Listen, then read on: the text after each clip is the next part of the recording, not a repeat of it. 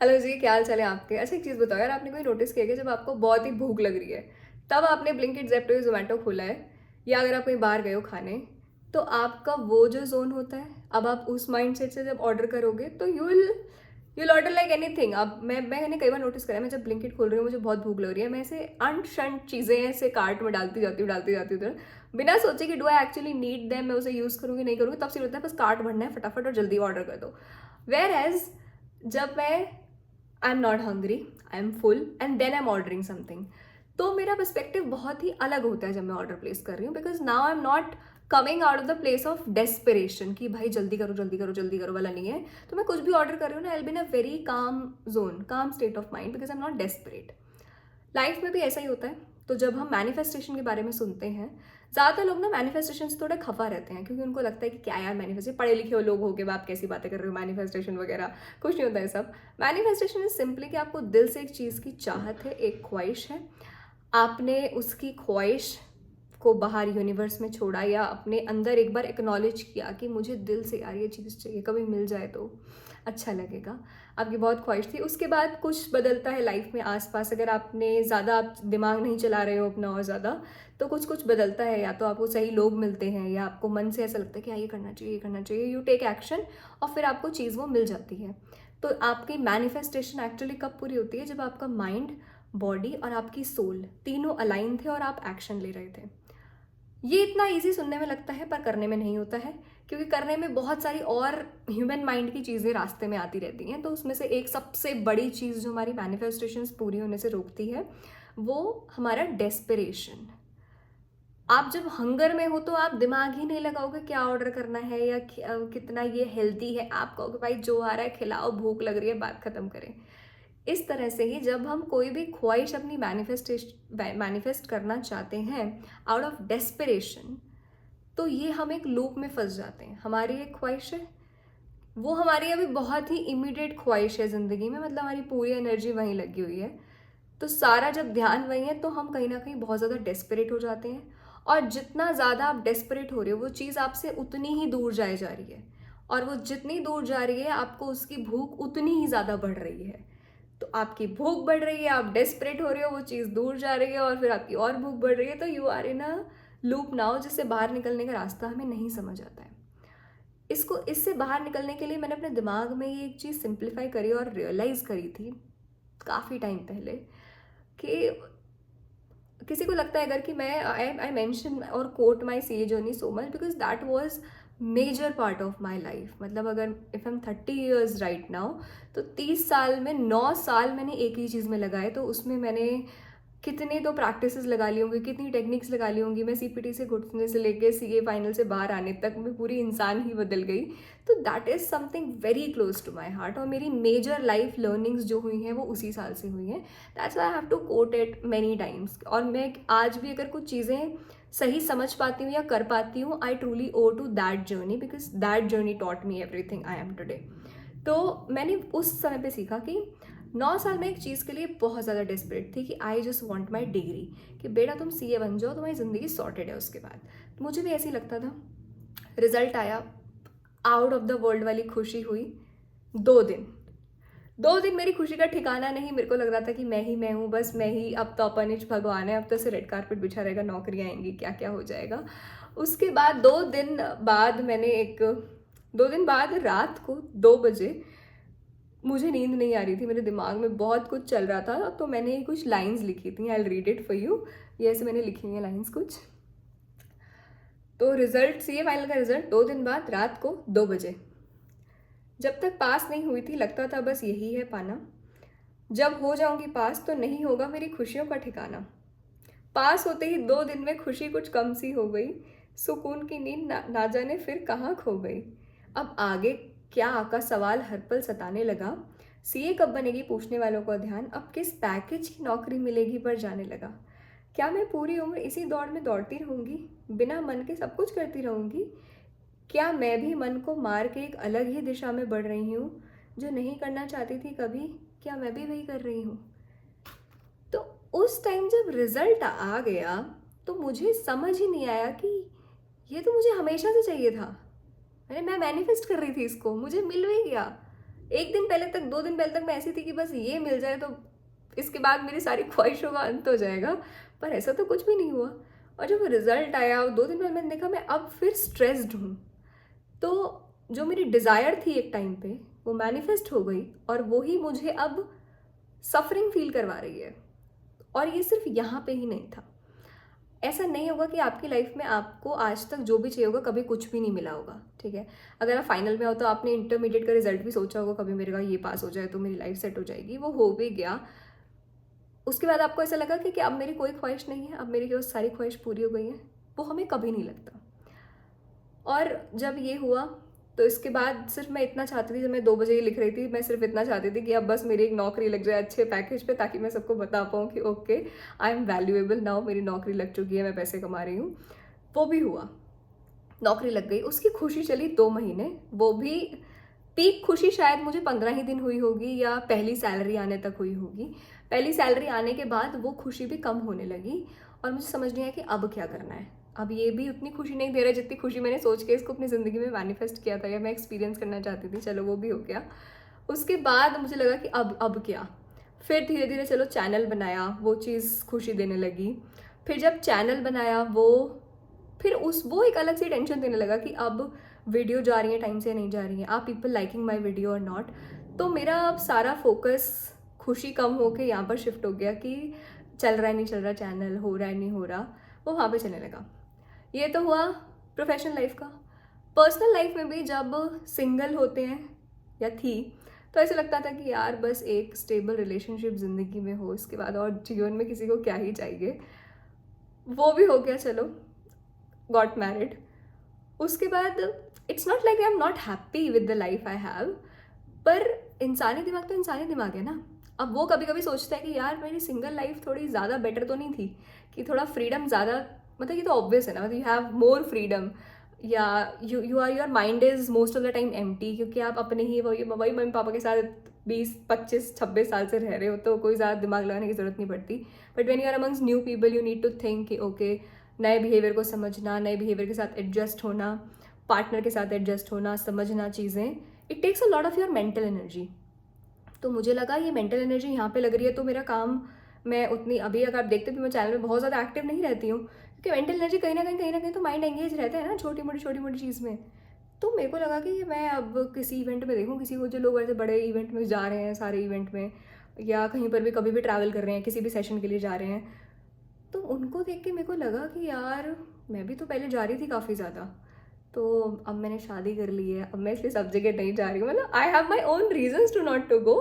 But दिमाग वो नहीं सोचता ना उस टाइम पे क्योंकि आप डेस्परेशन से सोच रहे हो। तो एक टाइम पे आपको एक चीज़ चाहिए होती है, वो आपको मिल जाती है, और उसके बाद आप सोचते हो कि यार अब मतलब व्हाट नेक्स्ट।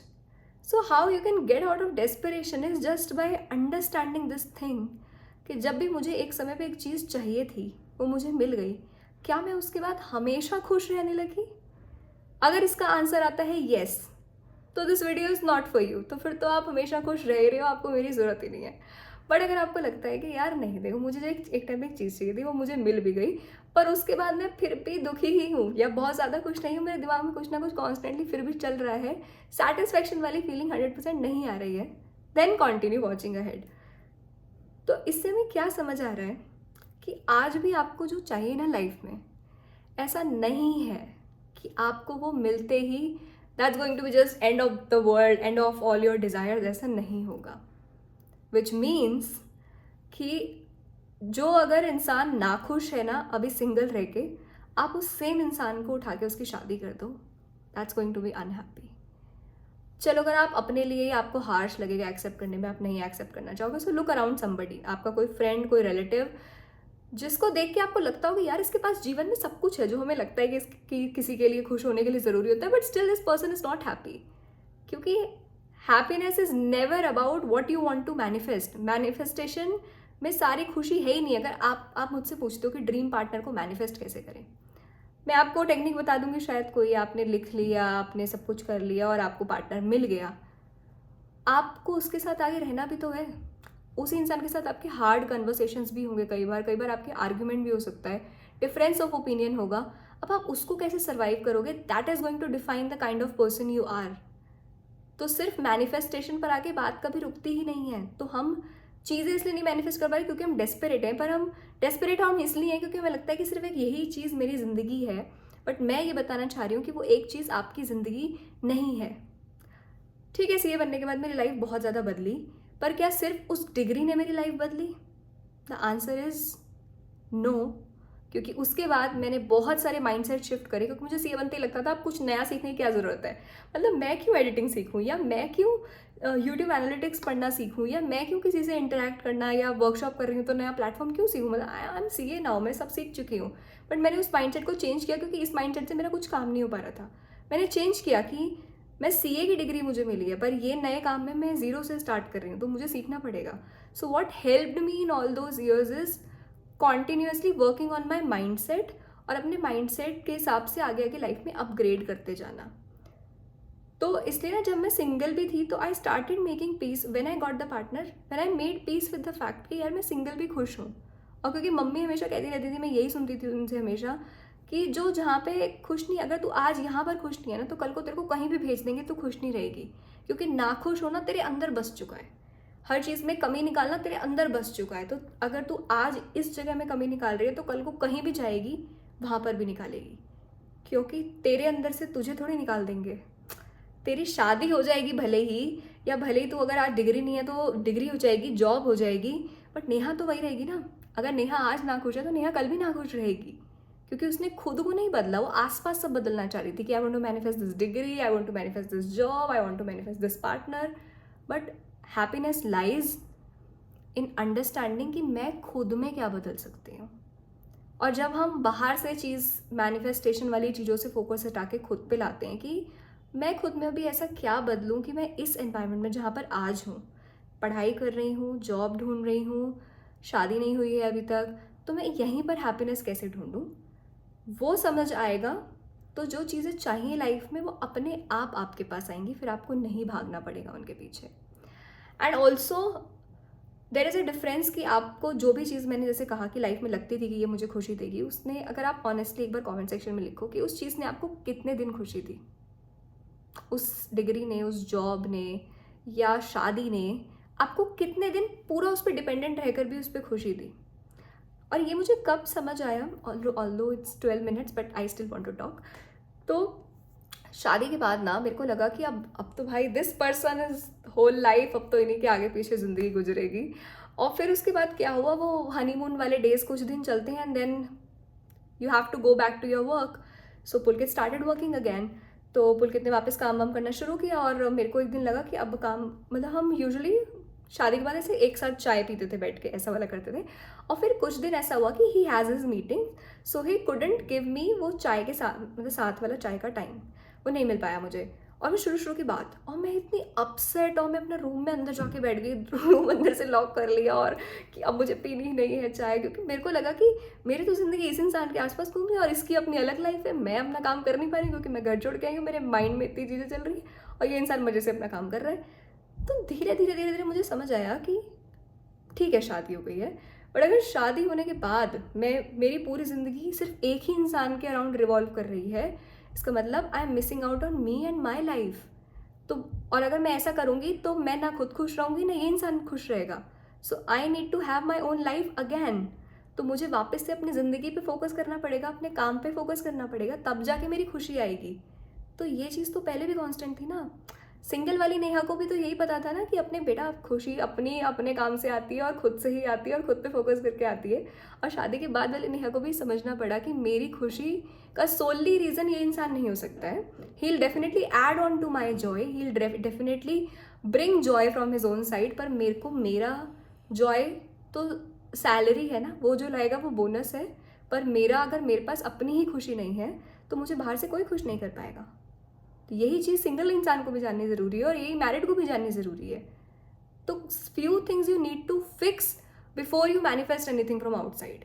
जब आप इस तरह से सोचना शुरू करते हो, तो अभी अगर मुझे लाइफ में कुछ चाहिए होता है तो मुझे लगता है कि देखो अल्टीमेटली जो भी आज तक चाहिए था, अकेले उसने तो मेरी ज़िंदगी में कुछ रिजॉल्व नहीं किया, तो वो भगवान पर छोड़ते हैं कि कब मुझे मिलेगा। Rather I will focus on कि मैं अपने अंदर उस समय क्या बदलूँ कि मेरे पास, मैं सुकून में रहूँ जो भी मेरे पास चीज़ें हैं। तो So you don't need to run behind a lot of things. Be happy where you are today, क्योंकि कल को आप वो मिस करोगे जो आपके पास अभी है।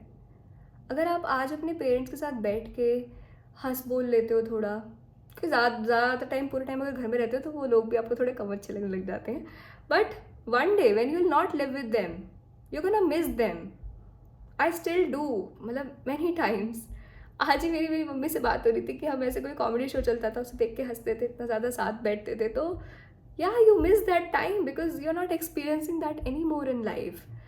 तो आप कुछ भी, और कभी कभी जब काम की थोड़ी टेंशन होती है तो लगता है कि यार वो कम से कम ये तो पता रहता था कि अब पेपर 6 महीने बाद आएंगे तो थोड़ा चिल कर लो और साथ में पढ़ लो।